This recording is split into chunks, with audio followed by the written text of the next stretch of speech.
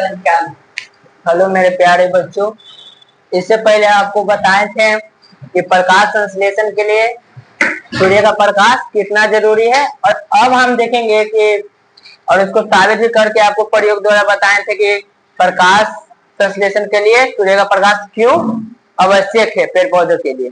आज आप लोग को हम बताएंगे मेरे प्यारे स्टूडेंट, देखिए साबित करेंगे। आज भी एक प्रूफ करेंगे, इसमें करेंगे कि CO2 गैस क्यों अति आवश्यक है प्रकाश संश्लेषण के लिए। उसमें सूर्य का प्रकाश बताए थे, और इसमें क्या बताएंगे मेरे प्यारे बच्चों, CO2 गैस यानी कार्बन डाइऑक्साइड गैस क्यों अति आवश्यक है प्रकाश संश्लेषण के लिए। तो देखें इसके लिए कुछ उपकरण का जरूरत पड़ता है जिसको ले लेंगे। तो पहला देखिए मेरे प्यारे बच्चों, गमला में लगा हुआ पौधा लेंगे, उसमें भी लिए थे इसमें भी लेंगे।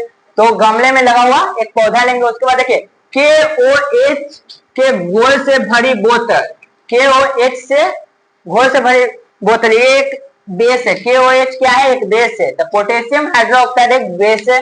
देखिए फिर लेंगे कि कॉर्क KI घोल आदि, कॉर्क लेंगे, फिर KI यानी कि पोटेशियम आयोडाइड का घोल लेंगे। तो ये तीन चीज हमको उपकरण लेना है जिससे हम साबित करेंगे CO2 गैस अति आवश्यक क्यों है प्रकाश संश्लेषण के लिए। उसके बाद देखते हैं मेरे प्यारे दोस्तों इसका विधि क्या क्या है। तो देखिए प्रकाश संश्लेषण की क्रिया में CO2 का होना अति आवश्यक है मेरे प्यारे दोस्तों। तो प्रकाश संश्लेषण की क्रिया में CO2 का होना अति आवश्यक है।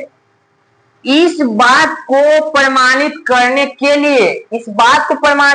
के लिए गमले के पौधों को 36 से 48 घंटा अंधेरे में रखेंगे। इसको प्रमाणित करने के लिए एक पौधा को क्या करेंगे, 36 से 48 घंटा क्या करेंगे कि एक अंधेरा कमरा में रखेंगे। एक ही पत्ती को चौड़े मुंह की बोतल में कॉर्क के बीच, क्या एक ही पत्ती को चौड़े बोतल यानी कि शीशा वाला बोतल देखे ना, चौड़ा बोतल रहेगा, उसमें एक पत्ती को मुंह की बोतल में कॉर्क के बीच इस प्रकार लगाते हैं। किस प्रकार, इस प्रकार लगाते हैं कि पत्ती का आधा भाग KOH बेस में हो। पत्ती का आधा भाग किस चीज में होगा, पोटेशियम हाइड्रोक्साइड बेस में रहेगा।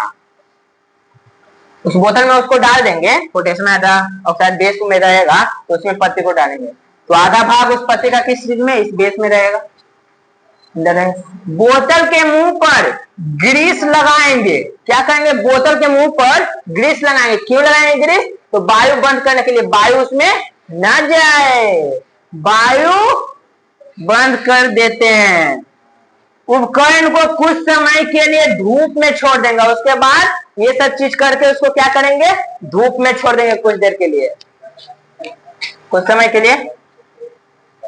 कुछ घंटे बाद पत्ती को तोड़कर पानी में उबालकर उस पत्ती को फिर तोड़ेंगे कुछ देर बाद, कुछ समय घंटों बाद। उसके बाद क्या करेंगे, उस पत्ती को तोड़कर पानी में उबालेंगे, और उसके बाद क्या करेंगे, एल्कोहल तो आप जानते करते हैं, एल्कोहल का ग्रुप क्या होता है, OH होता है, आपको बताए थे, और इसके लास्ट में ओल लगता है।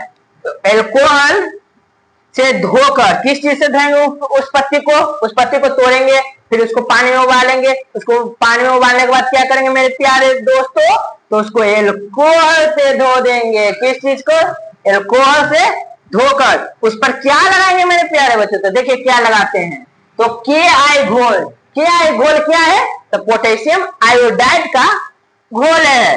तो यही है मेरे प्यारे बच्चों।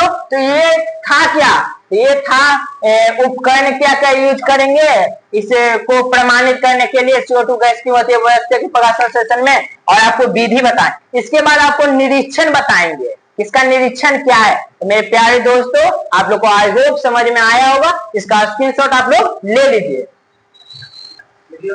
हमारे प्यारे साथियों, मेरे प्यारे बच्चों, देखिए इससे पहले विधि बता चुके थे मेरे प्यारे दोस्तों, अब निरीक्षण के बारे में जानेंगे। तो देखिए निरीक्षण के बारे में, आइए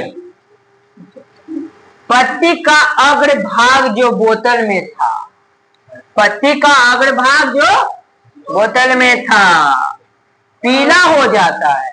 वो पत्ती क्या हो जाता है? पीला हो जाता है, क्योंकि बोतल में रखे KOH बेस। हम बताए थे कि बोतल में क्या रखा हुआ था?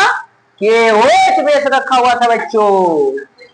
बोतल की CO2 गैस सोख ली जाती है, और वो क्या पत्ती करती है कि CO2 गैस सोख लेती है KOH बेस के द्वारा। CO2 गैस यानी कार्बन डाइऑक्साइड गैस सोख ली जाती है, जिससे प्रकाश संश्लेषण की क्रिया पूरी ना होने से, प्रकाश संश्लेषण की क्रिया पूरी ना होता है, जिससे पत्ती के अग्रभाग में मंड यानी कि स्टार्च का निर्माण होता है, और प्रकाश संश्लेषण प्रक्रिया ना हो पाती, जिससे क्या हो जाता है? मंड यानी कि स्टार्च। स्टार्च देखिए बच्चों, स्टार्च हम बोले ना तो हम अपने भाषा में और हम अपने आंख से देखे हैं उसको, रोज देखते हैं। इस देखिएगा, जब आलू का सीजन होता है, उसके बाद आलू का सीजन जैसे ही खत्म होगा ना, देखिएगा आलू में एक को निकलने लगता है उसका उजला उजला फफूंद, जिसको ही बोला जाता है स्टार्च। क्या बोला जाता है? स्टार्च। पुराने आलू में सबसे ज्यादा स्टार्च होता है मेरे प्यारे बच्चों, जो फायदेमंद रहता है। तो स्टार्च को ही क्या बोलते हैं मेरे प्यारे बच्चों? मंड बोलते हैं। का निर्माण नहीं होता है मेरे प्यारे बच्चों, नहीं होता है। शेष भाग मंड के कारण नीला हो जाता है, और शेष भाग क्या होता है कि मंड के कारण नीला हो जाता है। नोट पॉइंट में देखिए, मेरे प्यारे बच्चों, कि अतः यह प्रयोग से यह सिद्ध होता है कि प्रकाश संश्लेषण के लिए अति आवश्यक CO2 गैस कितना है। तो आप लोग के समझ में आया होगा। इसको कीजिए।